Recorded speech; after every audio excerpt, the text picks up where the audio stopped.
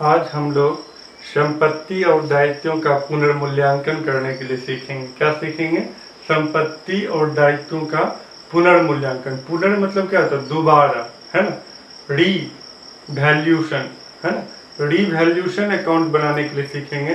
री मतलब क्या होता है? दोबारा। अब वैल्यूशन मतलब क्या होता है? फिर से मूल्य का जो है कैलकुलेशन करना ही रीवैल्यूशन कहलाता है। अब जैसे कि एग्जांपल के लिए आप समझिए कि एक जो है जमीन आप खरीदे, जमीन खरीदे मान लीजिए 2005 में, है ना। अब ये 2005 में जमीन खरीदे तो फिर बाद में इस जमीन का दाम क्या हो जाएगा?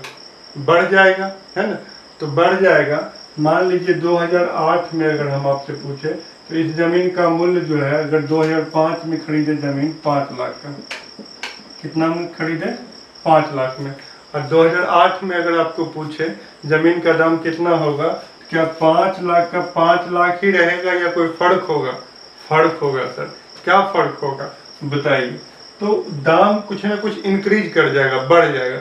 जैसे 5 लाख का जो जमीन था वो अब कितना का हो जाएगा?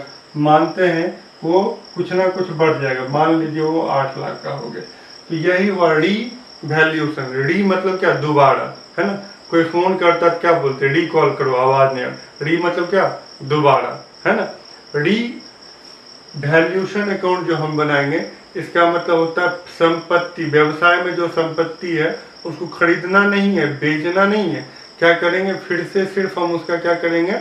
वैल्यूशन करेंगे, मूल्यांकन करेंगे। क्योंकि कुछ संपत्ति के दाम में क्या होगा? वृद्धि होगा, इंक्रीजमेंट होगा। और कुछ संपत्ति के दाम में क्या होगा? कमी होगा।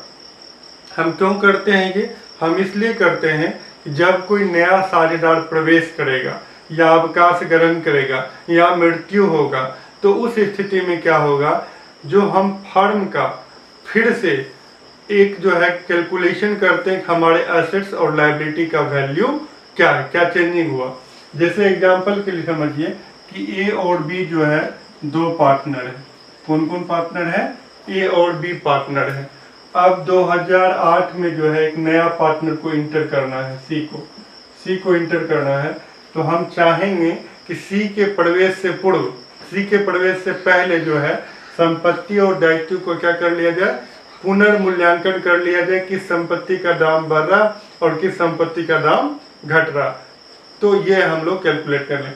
इसमें ना तो हमको 5 लाख लिखना है और ना तो 8 लाख लिखना है। हमको कितना लिखना है? जो इंक्रीजमेंट हुआ, कितना इंक्रीजमेंट हुआ? 3 लाख। सिर्फ उसको हमको लिखना है। या जो डिक्रीजमेंट होगा, जो घटेगा, वो लिखना है। मतलब एसेट्स के मूल्य में या लायबिलिटी के मूल्य में जो चेंजिंग होगा, जो परिवर्तन होगा, सिर्फ उसको हमको कैलकुलेट करना है, ना कि उसके होल वैल्यू को। तो चलिए आते हैं। अब देखिए ये करने से क्या होगा? ये जो प्रॉफिट हुआ 5 लाख से 8 लाख हो गया, ये प्रॉफिट में बताओ सी को हम साझेदार अगर बनाएंगे 2008 में, तो ये प्रॉफिट में हिस्सा सी को मिलना चाहिए या नहीं मिलना चाहिए? नहीं मिलना चाहिए। क्यों नहीं मिलना चाहिए? इसलिए नहीं मिलना चाहिए क्योंकि सी तो अभी बिजनेस में आ रहा है। ये जो एसेट्स है ये ए और बी मिलकर क्रिएट किया है। तो इसका जो प्रॉफिट हुआ है, ये इस प्रॉफिट का बेनिफिट किसको मिलना चाहिए? ए और बी को मिलना चाहिए। जो भी ओल्ड पार्टनर्स हैं, जो पुराने साझेदार हैं, उसको इस प्रॉफिट का लाभ मिलना चाहिए। या फिर अगर कोई एसेट्स का दाम घटता भी तो ये लॉस भी जो है ए और बी को झेलना पड़ेगा, ना कि सी को। इसलिए क्योंकि सी अभी बिजनेस में इंटर कर रहा, इसके बाद जो कुछ होगा उसमें सी का हिस्सेदारी होगा। इससे पहले वाले में सी का कोई हिस्सेदारी नहीं होगा। जैसे एग्जांपल के लिए समझते हैं, यहाँ से चलते हैं 2008 से आगे बढ़ते हैं। अब 2010 आ गया। क्या आ गया? 10। तो अब इस जमीन का दाम जो है अब हो गया मान लीजिए 10 लाख। कितना हो गया? 10 लाख। तो 5 लाख था 2005 में, 8 में हो गया 8 लाख, 10 में हो गया 10 लाख। तो अब यहाँ से जो सी इंटर किया 2008 में, अब इसके बाद अगर जो इंक्रीजमेंट होगा उसमें सी का भी हिस्सा होगा। लेकिन यदि अगर हम यहाँ पे डिवैल्यूशन नहीं करेंगे और डायरेक्ट यहाँ पे डिवैल्यूशन नहीं करेंगे, सीधा 5 लाख लिखा हुआ है पहले से बैलेंस शीट के एसेट्स में, और बाद में 2010 में सीधा कैलकुलेट कितना कर लिए 10 लाख। तो उसमें जो प्रॉफिट हुआ, इसमें कितना का प्रॉफिट हो जाएगा, इसमें प्रॉफिट हो जाएगा हमारा 5 लाख का। कितना का प्रॉफिट हो जाएगा 5 लाख का। क्यों? क्योंकि हम 2008 में तो इसका वैल्यूएशन नहीं किए, तो वैल्यूएशन नहीं किए तो इस प्रॉफिट में सी का भी हिस्सा बन जाएगा। क्यों हिस्सा बन जाएगा? इसलिए बन जाएगा क्योंकि जब सी इंटर किया तो उस एसेट्स का हम फिर से रीवैल्यूएशन नहीं किए, और रीवैल्यूएशन नहीं किए इसके वजह से क्या होगा कि ये जो इंक्रीजमेंट हुआ ये यहाँ से वहाँ तक डायरेक्ट कैलकुलेट हो जाएगा और इसमें सी का भी शेयर बन जाएगा। तो कभी भी पुराना साझेदार ए और बी ऐसा नहीं चाहेगा। तो वो क्या चाहेगा? वो ये चाहेगा कि जब कोई नया पार्टनर इंटर कर रहा है उस समय हमारे बिजनेस का कंडीशन क्या है, तो उस कंडीशन को जो है हम वैल्यूएशन कर लेते हैं। तो जब भी कोई नया पार्टनर इंटर करेगा तो उस समय बिजनेस का जो है रीवैल्यूएशन कर लिया जाएगा और उसके बेसिस पे प्रॉफिट या लॉस का कैलकुलेशन कर लिया जाएगा। तो कुछ संपत्ति का दाम बढ़ भी सकता है और कुछ संपत्ति का दाम घट भी सकता है। तो इसको हम लोग बनाते हैं। आइए क्वेश्चन नंबर 29 में हम लोग सीखते हैं कि कैसे बनेगा। 29 हम लोग सीखते हैं क्वेश्चन नंबर 29 का। ये देखिए क्वेश्चन नंबर 29 का ये कहता है कि एक्स वाई साझेदार हैं। किसको शामिल किया है? जेड को। एक्स और वाई साझेदार है। कौन साझेदार है? एक्स और वाई। किसको शामिल किया है? जेड को शामिल किया है। कहता है कि जेड को लाभ में कितना हिस्सा दिया जाएगा? 1/4 हिस्सा जेड को दिया जाएगा। आइए नए साझेदार के प्रवेश पर कहता है जर्नल का प्रविष्टि करने। पहला है अलिखित विनियोग का मूल्य कितना है? 10,000। हमको करना क्या है? जर्नल एंट्री बनाना है। क्या बनाना है? Journal entry. तो कहता है अलिखित विनियोग मतलब ऐसा इन्वेस्टमेंट है जो लिखा हुआ नहीं है। कोई संपत्ति है हमारे पास और वह लिखा हुआ नहीं है, तो उसको जब हम लिखेंगे तो वो हमारे लिए क्या होगा? बेनिफिट होगा। तो जब हमारा एसेट्स इंक्रीज करता है, बढ़ता है, तो हम उसको क्या करते हैं? डेबिट करते हैं। मशीन खरीदते हैं तो आप लोग क्या लिखते हैं? Machinery account debit to cash account.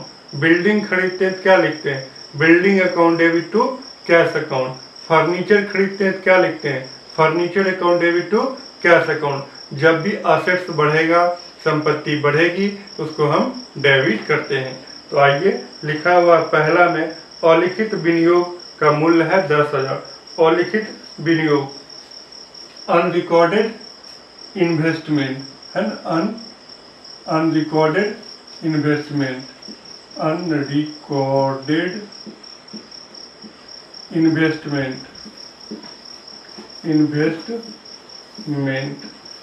कितना है? 10,000 का। Unrecorded investment account debit to क्या कर रहे हैं? रीवैल्यूएशन। क्या कर रहे हैं? रीवैल्यूएशन। फिर से दाम लगा रहे हैं। कितना इंक्रीज कर गया? 10,000। तो उसको हम मेंशन कर दिए। क्या मेंशन कर दिए? Unrecorded investment account debit to revaluation account. चलिए आते हैं, पहला हमारा काम जो है कंप्लीट हो गया। अब दूसरा काम कहता है। दूसरा काम देखिए क्या कहता है। दूसरा है कहता है अलिखित लेनदार। मतलब लेनदार जो हमसे पैसा लेगा उसको कहते हैं लेनदार। वो लिखा हुआ नहीं है। अगर कोई कर्जा है हम पर जो लिखा हुआ नहीं है, अगर हमको पता चलेगा तो उस कर्ज, जब कर्ज बढ़ता है तो क्या होता है? क्रेडिट होता है। आपको याद होगा जब आप बैंक लोन लेते हैं तो क्या लिखते हैं? Cash account debit to bank loan account, या bank account debit to bank loan account. Ram से लोन लेते हैं, क्या लिखते हैं? Cash account debit to Ram loan account. जब भी लोन बढ़ेगा, लायबिलिटी बढ़ेगी, तो क्या होगा? क्रेडिट होता है। तो अलिखित लेनदार है। कर्जा बढ़ेगा, क्या लिखेंगे? कर्जा बढ़ेगा तो revaluation account debit, revaluation account debit. और कर्जा बढ़ेगा तो क्या होगा? जो कर्जा बढ़ेगा वो क्रेडिट होगा। क्या बढ़ा है? अनरिकॉर्डेड लायबिलिटी, है ना। क्रेडिटर है, लिखा हुआ है क्रेडिटर्स, क्रेडिटर्स, क्रेडिटर्स।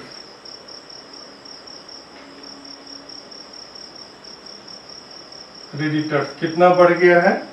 क्वेश्चन में लिखा हुआ 3000 का कर्जा बढ़ गया, लिख देते हैं 3000। आगे आइए 3 नंबर में देखिए, 3 नंबर में क्या लिखा हुआ? 3 नंबर में लिखा हुआ है भवन के मूल्य में वृद्धि होगा। भवन के मूल्य में वृद्धि होगा तो आपका संपत्ति क्या हो रहा? बढ़ रहा। संपत्ति बढ़ेगा तो क्या होता है? डेबिट होता है। संपत्ति बढ़ता है तो क्या होता है? डेबिट होता है। कहता है भवन के मूल्य में वृद्धि, तो भवन को क्या लिखते हैं? बिल्डिंग लिखेंगे। क्या लिखेंगे? बिल्डिंग लिखेंगे। Building account debit. और टू क्या हो जाएगा? क्या कर रहे हैं? पुनर्मूल्यांकन कर रहे हैं। पुनर्मूल्यांकन को क्या बोलते हैं? रीवैल्यूएशन। फिर से दाम लगा रहे हैं। बिल्डिंग को बेचे नहीं, खरीदे नहीं है, क्या हुआ? बिल्डिंग के दाम में वृद्धि हो गया। कितना वृद्धि हो गया? 12,000। तो दाम बढ़ेगा तो डेबिट हो जाएगा। Building account debit to revaluation account कितना हो गया? 12,000। इस 12,000 को नोट कर लिए। आगे 4 नंबर में देखिए क्या लिखा हुआ। 4 नंबर में लिखा हुआ है फर्नीचर पे हरास लग गया। हरास होगा तो क्या होगा? फर्नीचर का दाम कम होगा। तो फर्नीचर का दाम कम होगा। जब भी एसेट्स का दाम कम होता है तो क्या करते हैं? क्रेडिट करते हैं। जब भी एसेट्स का दाम कम होता है तो क्या करते हैं? क्रेडिट करते हैं। आप डेप्रिसिएशन चैप्टर पढ़े होंगे तो लिखते होंगे depreciation account debit to machinery account. या फर्नीचर सेल करते हैं तो क्या लिखते हैं? Cash account debit to furniture account. जब भी एसेट्स कम होता है तो क्या करते हैं? क्रेडिट करते हैं। तो यहाँ पे फर्नीचर का दाम कम हो गया, और कम किस वजह से हुआ? हम रीवैल्यूएशन कर रहे हैं, फिर से उसका मूल्यांकन कर रहे हैं। तो फिर से मूल्यांकन करेंगे तो क्या होगा? REVALUATION, revaluation account debit to किसका दाम घटा है? To furniture. कितना घटा है? आप देखिए प्रश्न में लिखा हुआ फर्नीचर का दाम कितना घट गया? 1,000 रुपये। कितना घट गया? 1,000। अब जरा इसको देखो कि इस पूरे प्रोसेस में आपको प्रॉफिट हुआ या लॉस हुआ। तो हम देख रहे हैं कि 10,000 का मेरा इन्वेस्टमेंट बढ़ गया। क्या बढ़ गया? 10,000 का जो लिखा हुआ नहीं था इन्वेस्टमेंट, बाद में पता चला मेरे पास एक इन्वेस्टमेंट है जिसका मूल्य कितना है? 10,000। तो 10,000 फायदा हो गया। फिर क्या हुआ कि पता चला कि एक बिल्डिंग है जिसका मूल्य 12,000 रुपया बढ़ गया। तो कितना का प्रॉफिट हो गया? प्रॉफिट हो गया 10,000 का मेरा इन्वेस्टमेंट का प्रॉफिट हो गया, 12,000 बिल्डिंग का प्रॉफिट हो गया। तो 10,000 प्लस 12,000 कितना का प्रॉफिट हो गया?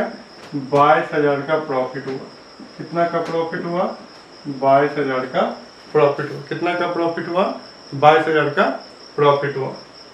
अब देखिए लॉस कितना है? 3,000 का ये लॉस है। जो कर्जा था, लायबिलिटी था, जो हमको मालूम नहीं था। तो जो कर्जा मालूम नहीं था बाद में पता चला। तो एक तो 3,000 का ये लॉस हो गया और 1,000 का डेप्रिसिएशन लॉस हो गया। कितना लॉस हो गया? 4,000 रुपया लॉस हो गया। चलो देखते हैं 22,000 का प्रॉफिट है, 4,000 का लॉस। तो 22,000 का प्रॉफिट है, 22,000 का प्रॉफिट है, और लॉस कितना का है? 4,000 का। कैसे? तो 10,000 का ये इन्वेस्टमेंट बढ़ गया, 12,000 का बिल्डिंग बढ़ गया। 10 और 12 कितना का प्रॉफिट हो गया? 22,000 का प्रॉफिट हो गया। लॉस कितना? 3,000 का कर्जा और 1,000 का फर्नीचर। तो 4,000 रुपया लॉस हो गया। तो कितना का प्रॉफिट हुआ? 18,000 रुपया का क्या हुआ? प्रॉफिट हुआ। 18,000 का क्या हुआ? प्रॉफिट हुआ। तो 18,000 का प्रॉफिट हुआ। तो प्रॉफिट को क्या करेंगे? पार्टनर्स में डिस्ट्रीब्यूट कर देंगे। प्रॉफिट को क्या करेंगे? पार्टनर में डिस्ट्रीब्यूट करेंगे, बांटेंगे। तो प्रॉफिट को बांटेंगे तो अगला एंट्री क्या होगा? अगला एंट्री होगा REVALUATION, revaluation account debit, revaluation account debit to partners capital account. To partners capital. कौन पार्टनर? पुराने साझेदार। तो पुराना साझेदार क्वेश्चन में देख लीजिए कौन है? एक्स और वाई है। टू क्या लिखेंगे? To X capital, to X capital और क्या लिखेंगे, टू वाई कैपिटल। कितना प्रॉफिट हुआ, 18,000। ये 18,000 कहाँ से आया, तो आप समझ गए कि 10,000 का प्रॉफिट है, 12,000 का प्रॉफिट है, तो 22,000 हो गया। और लॉस है 3,000, 1,000, 4,000। तो 22,000 में से 4,000 घटा दिए तो कितना आ गया, 18,000। एक्स और वाई में बांटेंगे किस अनुपात में, जिस अनुपात में वो लाभ हानि बांटते हैं उसी अनुपात में हम बांटेंगे। क्वेश्चन देखिए, एक्स और वाई साझेदार हैं, लेकिन वो लाभ हानि कैसे बांटते हैं ये लिखा हुआ नहीं है। जब भी किसी प्रश्न में साझेदार लाभ हानि कैसे बांटेंगे ये लिखा हुआ नहीं रहे तो हम कैसे बांटेंगे, बराबर बराबर। कैसे बांटेंगे, बराबर बराबर। तो आइए हम लोग इस 18,000 को बराबर बांटेंगे तो क्या हो गया, 9,000 रुपया और कितना हो गया, 9,000 रुपया। तो कंप्लीट हो गया क्वेश्चन नंबर आपका